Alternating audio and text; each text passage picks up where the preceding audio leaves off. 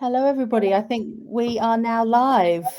So hello and welcome to the first Chirrup.ai webinar. We're excited to have you all join us today for this discussion on biodiversity, land management, and the power of birds and bioacoustics. This session is part of our new Chirrup webinar series, where we'll be bringing together experts to explore key sustainability challenges and innovations. So today's topic is birds and biodiversity, a game changer for land management. And this is a critical topic. Businesses and land managers are facing increasing pressures to comply with new biodiversity and environmental regulations. But beyond compliance, there's also a really big opportunity. Farms and supply chains that support biodiversity tend to be more resilient, productive, and future-proof. So in this conversation today, we're going to be exploring why birds are such powerful indicators of ecosystem health, how bioacoustic technology is making biodiversity measurable at scale, importantly, and what this means for the future of land management. So we have a fantastic panel of experts here today. With me, I'm Nicky O'Malley, your host for today. And with me, I have Conrad Young, who is the founder of Chirrup and a long-time sustainability innovator. I've got your blurb here, Conrad, which I'm going to embarrass you by reading out. So Conrad is a committed scientist and experienced sustainability expert, specializing in biodiversity and regenerative agriculture. He has worked in food supply sustainability since 2010, driving innovations in resource efficiency, sustainable packaging, and nature-based solutions. Previously, he led major industry initiatives, including the Tesco Supplier Buying Club and Asda Sustain and Save Exchange. A passionate birder, Conrad is also the founder of Chirrup, which uses birdsong as a science-based biodiversity indicator for farm monitoring. So welcome, Conrad. With us as well today, we have Victoria Buxton. Victoria is Agricultural Sustainability Manager at Bairds, Malt, with deep expertise in agronomy and regenerative agriculture. Victoria, you're going to get your spiel now. So Victoria is also an agronomist and a certified advisor for the Cool Farm Tool carbon auditing platform.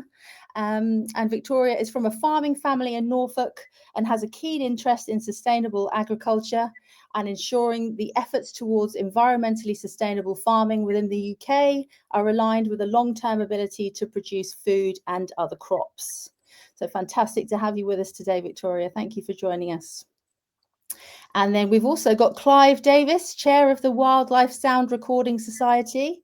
Nice to have you with us, Clive. Clive is bringing insights into the power of bioacoustics for biodiversity monitoring. And as the chair of the Wildlife Sound Recording Society, a global community of nature enthusiasts, sound engineers and scientists, Clive is passionate about bioacoustics, has led studies on long-eared owls and nocturnal bird migration along the River Trent.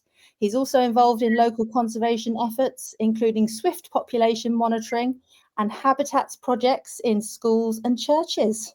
So it's fantastic to have you all here with us today. Thank you for joining. So we're going to have a discussion between ourselves today, and then at the end we're going to have some time for audience Q&A. So please, during the webinar, please do drop your questions into the chat. Our team here will be keeping an eye on those throughout and looking after you and throwing them to me at the end for Q&A time. So please do share during our discussion. So guys, let's dive straight in to our discussion. To the beginning of our discussion, we're going to be looking at why are birds crucial in biodiversity monitoring.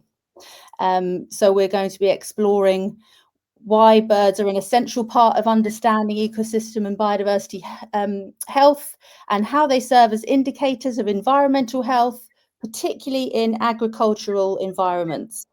So if I can start with you, Conrad, with a question here. So why are birds considered such strong indicators of ecosystem health, and why are they a positive signal in a farm environment?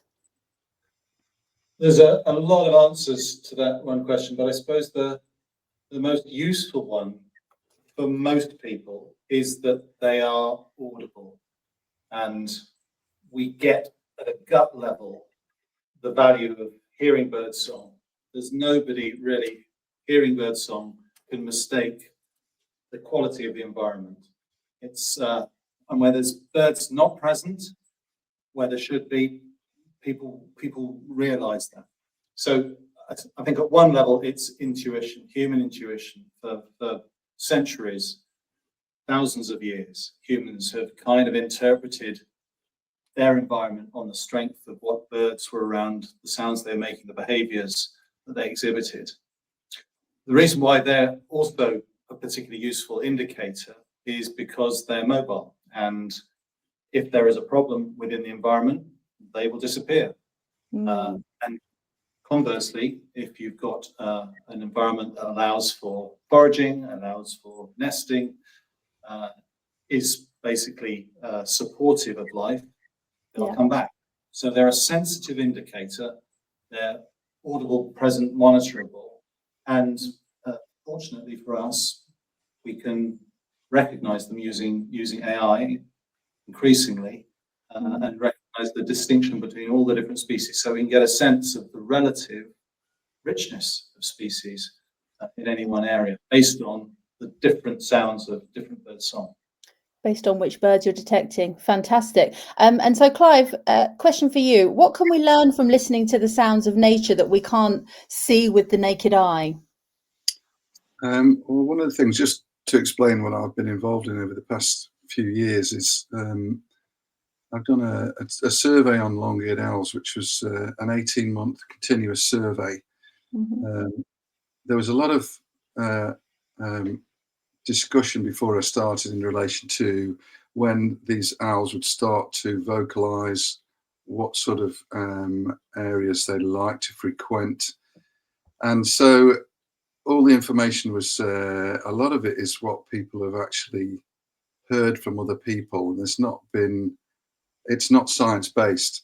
So my survey actually started in October, and within a month, I was starting to get vocalizations from birds, which was probably 2 to 3 months prior to what everybody told me would happen. So, in essence, what you're getting when you're doing your audio, especially passive audio, which is what I was doing, I was deploying equipment into different woodland areas, is that you were getting immediate results that were different to what you were expecting to get, because the information that was being supplied at the start of the survey was wrong. So it just opens everybody's eyes up to what is actually there. Secondly to that, though, is the fact that not only was I recording owls, because I would have the equipment running throughout the night, I was also picking up other birds in the dawn period, which people said weren't in that area. So immediately you're starting to get a lot more information and data that you can feed into the system to prove how good that piece of land or that environment actually is where you're doing your survey work. Fantastic, Clive. Thank you. So there is a lot more we can learn from listening to the sounds than we can perceive visually. That's great to hear. Victoria, question for you. How do you see biodiversity impacting agriculture? And why should businesses care about this field of work? Before I go on to that, and I will answer that one, I just wanted to tag on to what Clive was just saying there. Yes. And that is something that we in agriculture have really found as well. Doing the bird monitoring that we have been doing has been, it's been such a phenomenal exercise. I think there is a lot of theory about what is there and what isn't there, but actually being able to go out and record it, as we have done on multiple farms, primarily for us around the Angus area, but elsewhere using different media as well, it's been absolutely fascinating to see which species we're seeing an awful lot of, which we're seeing less of. And I think we can be a lot more proactive about how we deal with some of that, how we tackle some of the issues, or how we encourage what we want to see if we know what's truly there. So the baselining exercises that we've been doing are incredibly important. We hear a lot about how the numbers of skylarks are really declining. I have found to the contrary when I've been out recording, because I've been out there looking at trying to record swifts and swallows and that sort of thing, and I can't record them because the skylarks are so loud. You know, I think it's really important to get out there and see for yourself and record. And the systems that we have available now and the technology we have available is incredibly important in helping us do that. So yeah, I did just want to echo what Clive was saying there, because it's been really eye-opening and enlightening for us. Fantastic. Thank you, Victoria. Yeah, so I guess just given your experience and your position, I just wanted really to ask you a little bit more about how all of this is impacting agriculture specifically. So you in your farm setting, and why you think businesses should be caring and trying to take this action in a farm setting. Yeah, I guess so. From a wider sustainability point of view, carbon gets a lot of airtime. Yeah, an awful lot of airtime. I think there are systems that we can increasingly use to monitor farming systems from a carbon perspective. It's been less tangible when you're talking about other aspects. So when we are looking at sustainability, it needs to not just be carbon. It's incredibly important, and it is a massive focus, but it's got to be soil health, and it's got to be biodiversity as well. And biodiversity is incredibly important from a business perspective, because we can't be focusing on one area like carbon at the expense of the others. We have to look at what we're doing and look across all those three pillars of sustainability at the same time. I guess as well as that, you know, there's a huge amount of benefit to the farms, you know, in terms of biodiversity, when you're looking at encouraging beneficials on farms, when you're looking at natural predation and things like that. Chemicals are extremely expensive, and you know, they can be damaging, you know, to the environment. So we do not want to be using them. If there's any possible way a farmer could not use a chemical, he's not going to use a chemical. If we can understand more about what we've got and how we can use natural and cultural controls for pathogens or pests, that's a huge win for farmers, and one they're keen to go down the route of. Yeah, fantastic. So having that awareness of what is there, and as we're saying, that you'll be able to detect so much more through the bioacoustic angle rather than you're just identifying visually. So that's absolutely really going to help. Yeah. I think birds give you a wider indication. There's broader bioindicators there, and that's giving us the increasingly important information that we need on farm to make decisions. I think that the thing that people perhaps don't recognise with birds is that, unlike some other species that you potentially could monitor acoustically, represent lots of different levels in what we call the trophic pyramid. So you have at the bottom of the pyramid, kind of reflecting the soil health, those species that feed off what's in the soil.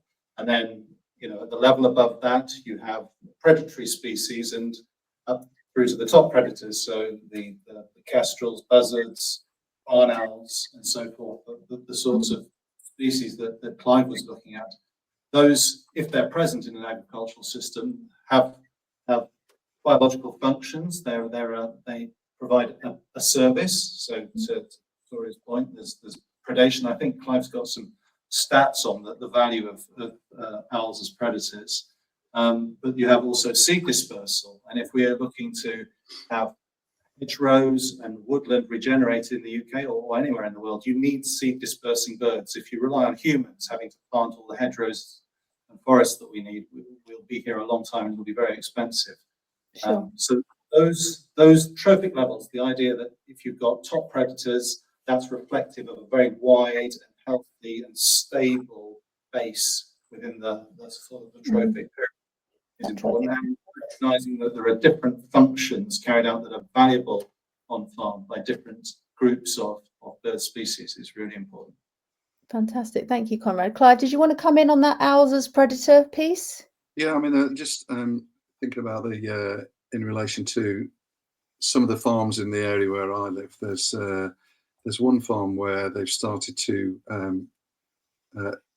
feed the finch flocks through the winter, and they've got incredible numbers of finches there, which obviously have been seed eating through the winter, but now that we're getting to the stage where they're going to start nesting, then they're going to start to feed on all the different insects. So that I think that one farm had something like 300 linnets in one big huge flock. And you can imagine the amount of insects that those will consume over the whole of the nesting period. And it's very similar with the owls. There's another survey that I've been involved in where we were talking to the farmer about the barn owls on the estate. They didn't have any boxes at all, but they do have barn owls. And we suggested that if they were to put several barn owl boxes up, the consumption of the rodents would be phenomenal. I mean, I think the statistic that I heard in relation to a barn owl, a nesting barn owls on a farm, was something like 6,000 rodents per nest box through the breeding season. I mean, that's barn owls will have 3 or 4 different broods. So that's a phenomenal amount of rodents being removed for the cost of a box. Now, you pick that up on your passive audio recording. If you've got your kit out, you know, you'll know straight away if you've got owls in the area. Kestrels and tawnies, of course, just the same. So it's a freebie, which is something free added value. Yes, completely. Yeah. Thank you, Clive. That's fantastic. So the next piece I wanted us to go on to, if we can, is talking about innovations in bioacoustics and in sound recording. So this is heading back to you, Clive, for my first question here. So given your position and your experience, could you take us through a little bit on how sound recording technology has evolved and what are some surprising discoveries from bioacoustics that you would want to signpost? Yeah, so I mean, I've been doing this for about 10 years, and actually I've stepped into the digital age. I mean, there's people that I know who've been sound recording for many years, and they talk about the fact that they used to use reel-to-reel recording devices. They had to run them off car batteries, which they had to carry across the fields to wherever they were setting their equipment up. I'm using incredibly small bits of equipment which are running off battery packs. I can leave them out. They'll run for 18 hours, 20 odd hours, as long as nobody pinches them, which is one of the problems that can occur. But that's the change. And also using SD cards, which are tiny little cards that you put into your recording devices. It just has completely changed. It's made it much easier from that aspect. The technology has changed in relation to research of your recordings, because digital audio workshops, there's several different ones which are free that you can just access at no cost at all. And the amount of information that you can get from your recordings over your period of time is just phenomenal. But because of AI, it has changed in the past 3 years. My first OWL survey, I had to do that myself, and the information was 12, 13 hours of data per night, which I had to visually, manually.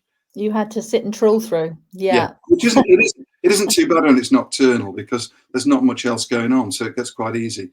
And I look at it in a sonogram format, so your raw files come in just a sound file.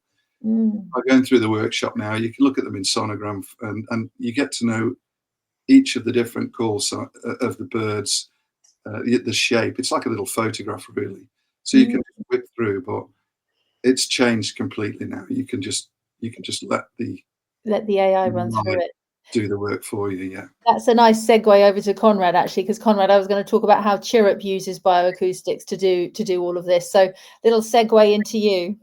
Yeah. Well, we are standing on the shoulders of giants with Chirrup. I mean, as Clive says, within the academic community, there have been folks building bioacoustic hardware for doing the recording, and different AI tools for analysing those recordings, and that's been happening over decades. But as he says, it's really accelerated in recent years. 3 years is actually how old Chirrup will be next week, And so we kind of coincided with that wave. And we have built our own AI, our own tool that we've specialized on UK bird species, so focusing in on those particularly that are good indicators of farmland, indicators of woodland, water quality, soil health, those that kind of are recognized in some of the official statistics around biodiversity, but also those recognized by the NGOs and recognized by farmers as being valuable, either as providing nature-based services like pest predation and so on, or as indicators of what's good on farm and what's useful. So yeah, we have in my brief segue into the Chirrup box and the Chirrup operation, we have a fleet of recording devices, and a new set of them will be coming out this year, which is supported by some very generous government funding and a number of our partners that are helping us to trial on farm. But the standard that we have at the moment is offering 2 boxes to each farm that wants to take one, and putting them out for at least 21 days. They're passive monitors, so you don't need to have a human there. There's no power supply, so as Clive says, battery operated, and it lasts as long as the battery lasts. There's no need for internet connectivity, web mobile connectivity. So it's really sort of self-sufficient in the field tech that will just do its job quietly in the background on 2 locations on the farm, picking out the ambient noise, recording the ambient noise, and then we take back those, or rather the farm sends back those boxes at the end of its operation period. Then we upload the data into the cloud, and the cloud where we keep our AI tool does its work to tease out the different sounds and give a readout for farms. So there's an online dashboard. And so, for example, where we've worked with Victoria and her farms here in Angus in Scotland, had a set of 10 barley farms where we were recording last year. We'll be doing the same again this year. And we get really interesting insights out of those farms against which you can start to compare things like practices that the farms themselves undertake, some of those biophysical characteristics which will determine the conduciveness of the environment to birds, so things like presence of woodland, presence of water, distance from anthropogenic noise and so forth. And over time, we can build up a clearer picture of those practices that are positive for wide diversity, those that might impact negatively, and those practices that can be changed, maybe in the timing or when during the year or when during the day those activities take place, in order to not disrupt what's going on with the species that we know are present. That's interesting, Conrad, and that, I suppose, Victoria, in terms of you're the person on the ground doing this and trying to implement regenerative practices on farm. How has monitoring biodiversity helped you to overcome some of the challenges that you might have faced in the regen ag space? I think firstly, just to say that the technology now is really helping us to get a much truer picture. So both Clive and Conrad touched on the fact that these devices are going out for hours, days, weeks even. I think some of the challenges we've had is just, we don't always get to see what's out there. There are so many people and, cars, the roads, things are busy, there's a lot of noise. I spend a lot of time walking fields. You don't see those birds as you're, or any of the nature as you're walking the fields, even if you're pausing for a little while to have a look or trying to record the bird song. What we get now with the technology that's coming through is a much truer picture of what is there. But that also helps us to inform decision making in terms of, okay, what have we got here? What have we not got here? Why might that be? And then we can look at our practices on farm in terms of hedge management, for example, or managing the copses, the woodlands, our waterways, How could we be doing things differently? What I think farmers are very, very good at knowing what they've got on farm. They tend to know. They're not good at shouting about it and telling everybody about it, but they do tend to know what they've got there and what helps and what doesn't. But what we're getting now is some really robust information to help inform those practices. Do we plant some more hedges down this area? Not only that, but what species should we be should we be planting? It just gives us those deeper levels of detail and helps us to fine tune our activity, I think. And like I said, it's just the wider indicators of what else is around and the quality of the habitat that we have, that sort of thing. So it's just deepening our understanding of what's out there and how we achieve what we want, from a biodiversity perspective, I think. I guess, and giving you that baseline as well, Victoria, is what I'm hearing, so that you've got a measurable point from which to bounce off with whatever management plans you're putting in place. Yeah, there's a lot of theory out there about what is on farms, but many people are actually out on the farms. We as farmers and agronomists, we are there, so we get to see that, and having this information to hand to help us build a true picture of it is critical. It's really, really important. I don't think, Clive, you were saying you were surprised at some of the things you found on farm. Sometimes the textbooks aren't reflecting what's really there, and the theories aren't reflecting what's truly there. That's what Conrad was alluding to earlier. Exactly, and as we were saying earlier, that you can detect so much more than you can see visually. So I think it's really bringing that additionality, isn't it? Which is fantastic.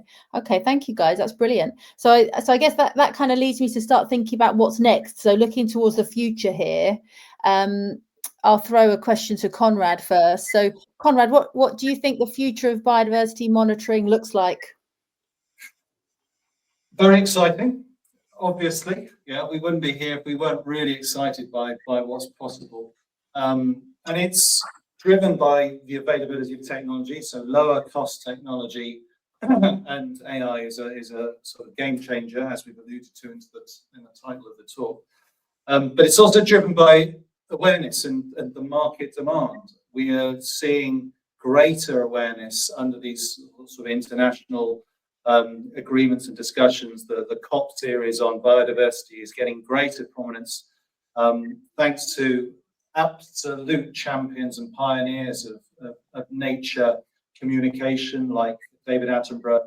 People are aware that we are suffering really, really badly from biodiversity loss in our lifetimes. So that's the negative push. But on the positive side, all of these people who are waking up to the reality, people of much younger generations than St. David, are starting to drive this sort of desire to get out there, to get in the field, to use technologies. And we have a very good friend, Sean Ronayne, some people may have come across in Ireland, a friend of Chirrup, who recently has got a documentary widely celebrated and published actually on BBC. It came out on BBC last week, talking about the enormous loss of bird diversity on the island of Ireland, but at the same time talking with such passion about what's there and what could return under different sorts of practices,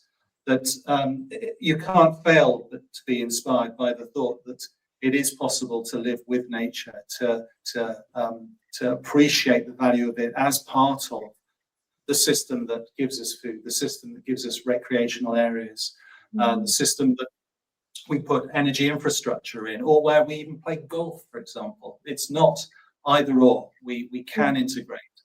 That's what's really driving for me this vision of the future of not intensively living in one part of the country and then having small pieces of very highly conserved nature in other parts, but actually integrating and bringing back nature into the everyday spaces that we all use. Yes, that's beautiful, Conrad. Interweaving people with nature and living in harmony together. Yeah, I love that. And in terms of, obviously, you're doing lots of innovation with Chirrup, and in terms of the innovation of the sort of bioacoustic space and the AI space itself? Is there lots of exciting future technological advancements coming through that you're aware of? Yeah, I mean, I think there's an important thing to think about in AI is this, again, the interlinking, the interweaving. It's not a technology that will replace humans. It's a technology that enables us humans to do something bigger and better than we could otherwise do. Yeah. I think the future holds, one, we can start generating this data, the biodiversity data, the data on the land that we can gain from farms, from other sensor systems and so on. We could start to get a much, much more sensitive view of what farms are. So they're not just a big farm, a barley farm. You know, they're not just defined by economic output, but they're defined by all these different ways of looking at it, the biophysics of the soil, of the water, the species that live in the different habitats, the management systems that are used.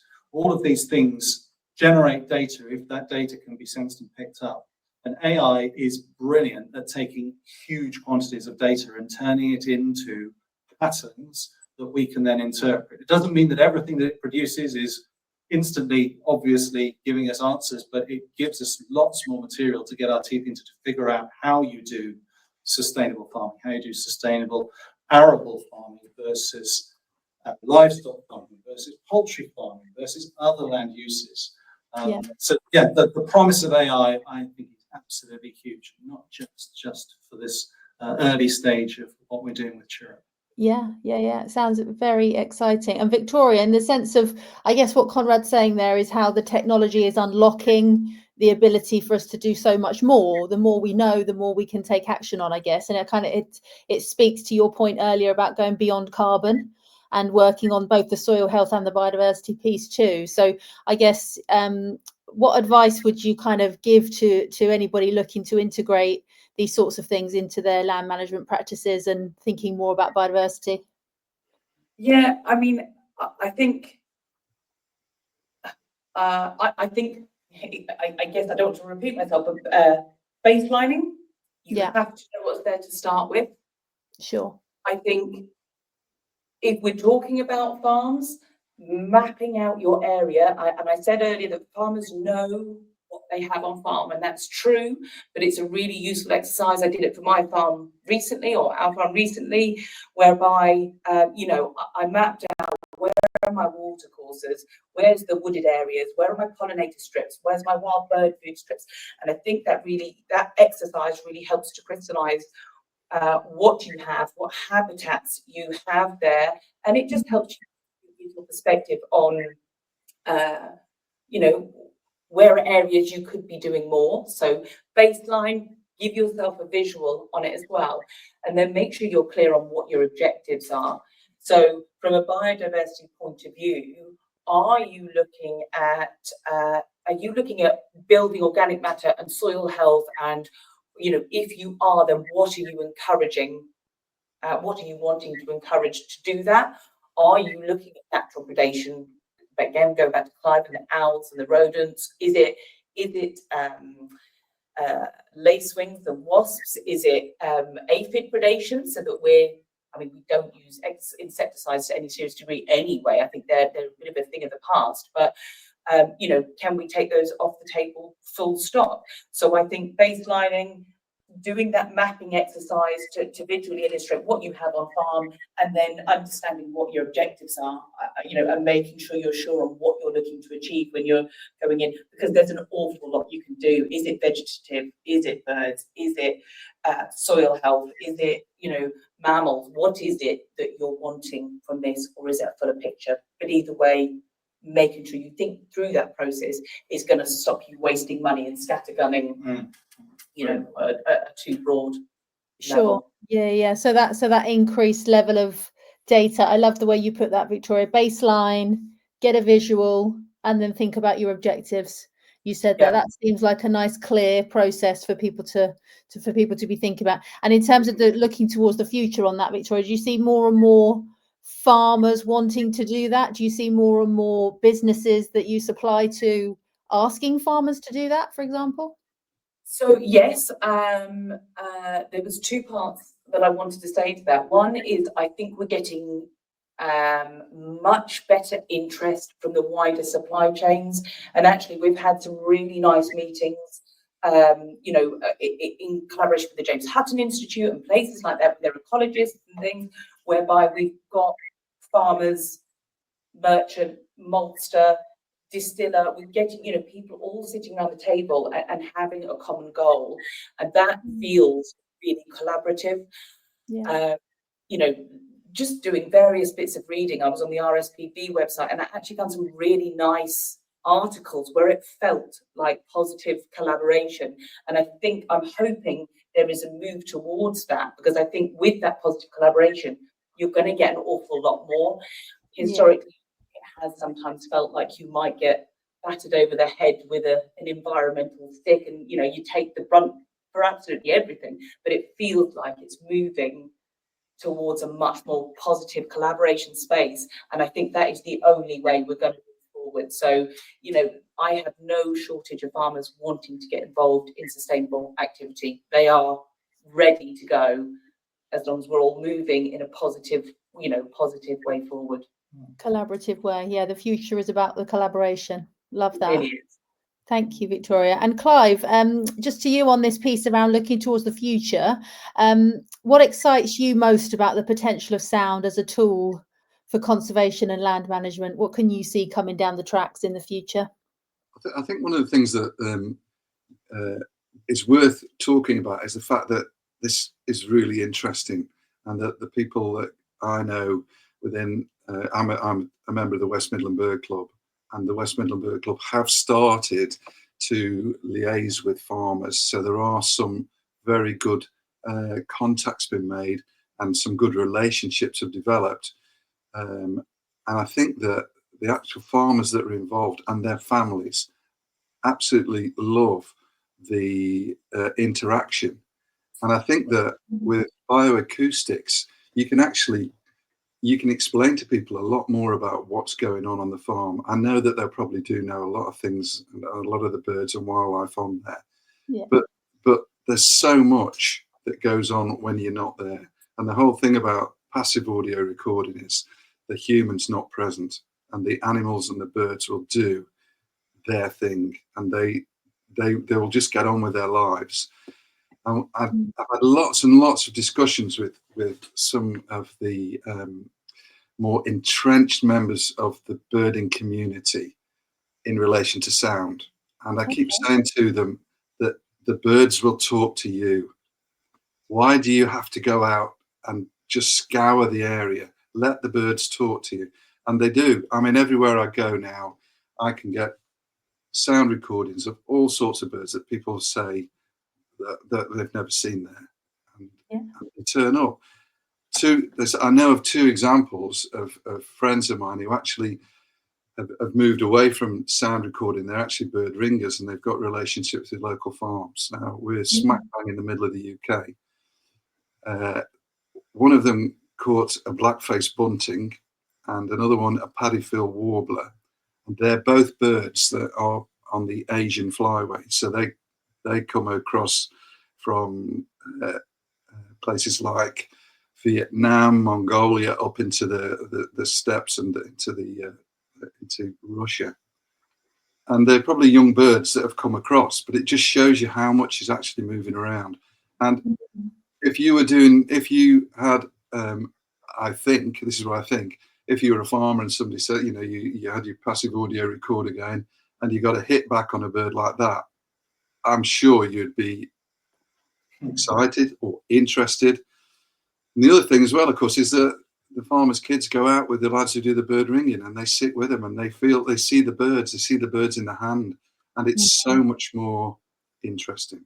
So there's so much that they can do. And I hope one of my big aims in all of this is in the bird survey work that I do is involving younger people into it, because if you only find one person that takes it on, you've succeeded.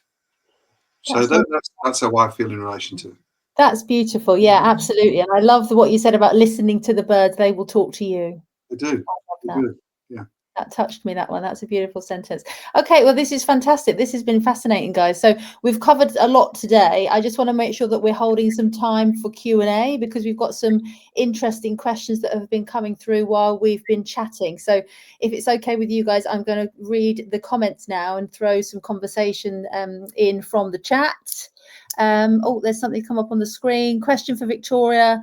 How can companies quantify the direct business benefits of investing in biodiversity monitoring beyond meeting compliance requirements? Oh, that's a tricky one. It is. Thank you very much for that. Harsh question. Sorry, Victoria. No, they're really good.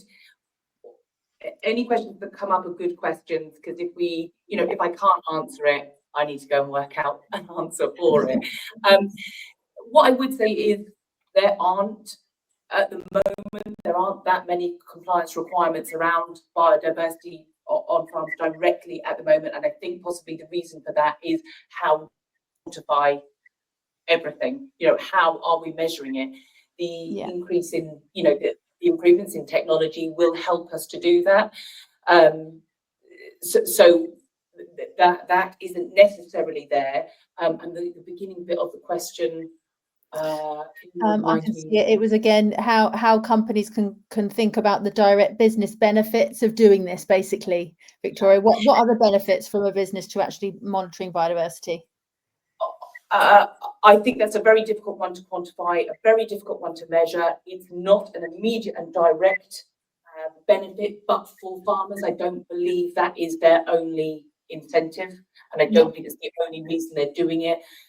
Farmers love their soil, they love their land, and we know that we need a healthy ecosystem in order for our businesses to flourish. So I don't believe there is a way right now of directly quantifying that, but I hope it does come. I don't think that it's all financial or all it has to be directly quantifiable. I think there's some of it that is just doing it for the love of it as well. So I don't have a direct answer for that, unfortunately, but I don't think there is one at the moment. No, that makes perfect sense. And I guess monitoring and getting that baseline is kind of where we are in terms of the maturity of this conversation and the maturity of this topic. And actually people need to start monitoring and getting that baseline from which we can then, as I said before, use that as a jumping off point to start to measure what the benefits might be. So yeah. So baselining isn't a 1-year exercise, it's more than that. So it takes a little time to get that baseline, but we are on the route to being able to do that. And excited about it as well. I mean, we see other businesses that have sort of financial routes for incentivizing. So in some cases, you will see branded businesses or direct-to-consumer farming businesses putting some of that nature iconography on its packaging, and they want to be able to back that up. There are claims that they're making through their branding that they need to be able to show some science behind, and that's one of the demands for the sort of service that Chirrup provides. In other cases, you have some more commoditized food manufacturers who are putting a little bit of incentive, per unit, whether it's a litre or a kilo, whatever it is of your output, a little bit of financial incentive against the achievement of some sort of monitoring, some sort of management around biodiversity on farm. Across the UK, so that's Scotland, England, Wales and Northern Ireland, we're seeing different incentives being talked about and in some cases implemented for farmers around biodiversity and habitat management and monitoring. At the moment, a lot of it is focused on habitat, which is mostly flora, but the science is showing us that you may have something that looks like it's an improvement in habitat, but it doesn't necessarily mean that you've got the wider biodiversity being encouraged there. So in the longer run, we really expect that to come into the system of incentivizing improvements that governments are across the UK and overseas. I think it very much does feel like that's coming down the tracks, doesn't it? So I think to get ahead and start to baseline and having an awareness of what you've got, I think is very, very important. Lots more questions in the chat. The next one I'm going to read out is from Ryan. Ryan is interested to know if you plan to put more devices out on larger farms in the future, Conrad. 2 devices seems low over 1,000 acres. It's Well, I tip my cap to Ryan. When I talked about standing on the shoulders of giants, I haven't literally stood on Ryan's shoulders, but he is clearly one of the leaders in the UK, certainly in hardware development. And obviously, the more bits of hardware out on the farm, the better for Ryan and for us. Yeah, I think what we did is we concluded that there is a law of diminishing returns on audio recording. And there is a cost per unit that we want to keep as low as practical. Practice the standard, as I said, is two units per farm, which gives farmers either the opportunity to baseline where they've got two locations where they might be setting aside land or putting it into different management practices over time that they expect to lead to improvements in biodiversity, or if they want to showcase where it's really good, if they know they've got a patch or two patches on the land where there are an intersection of habitats or particular practices they're putting in floral strips, or they're augmenting the species diversity in the hedgerows and so forth, they might want to see how that impacts biodiversity over time and be able to demonstrate that over time, to draw their own conclusions, to communicate it to their customers and so on. So yes, the standard is two units, which is an affordable cost for most farms. Certainly, if they're supported by the manufacturers, the processors, folks like Bairds that take part in this work. But there are obviously enormous landowners as well that where there are multiple farms within an area of land. And our estates program, which our colleague Barry is leading from here in Scotland, is very much looking at that different approach. How do we characterize the different ecosystems, the different land types within a very large estate that we might want to have more coverage for, where cost allows. Thank you, Conrad. That's great. And then there's another question in from Thomas Hand. Thank you, Thomas. Very informative live stream, says Thomas. Thank you so much. Question for Victoria and Conrad. Are there key species you're looking to hear to indicate a farm is healthy? And what are these species? And are they different for different parts of the country? Which is a very interesting question. Well, interested in what Victoria thinks the answer is here, but I think what we want to see mostly is diversity as a number. That's our starting point. When you're dealing with a variety of different farming types, locations, your starting point is how many birds are there. If it's sort of single digit diversity, that tells you that there's perhaps some lessons that you need to learn. And when we're dealing with 40, 50 species picked up, then that's showing that you're probably doing quite well. There must be some practices and some lessons to be learned to be shared with others. So in a supply chain such as Bairds, amongst a group of barley farmers, where you would have many dozens of farms with similar sorts of starting points, similar sorts of cropping systems and management practices, where there are high diversity examples, you really want to draw on that top quartile of farms to find out what it is that's driving this diversity. I mean, I am interested to hear what Victoria thinks, if there's like particularly iconographic species that you're after, or Not for me, not one particular species for me. On farms, you will have woodland, you will have waterways, you will have your margins and your hedgerows, you will have all sorts of features on there, and different birds will indicate different things to us. So I'd love to see kingfishers where I've got good waterways and things like that. So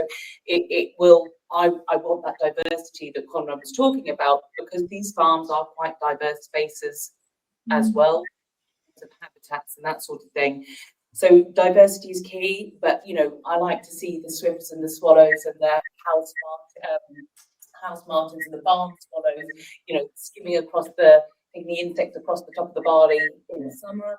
I like to see the thrushes out there. They're out there now. Yellow hammers, I think, are a lovely indicator as well as a farmland bird.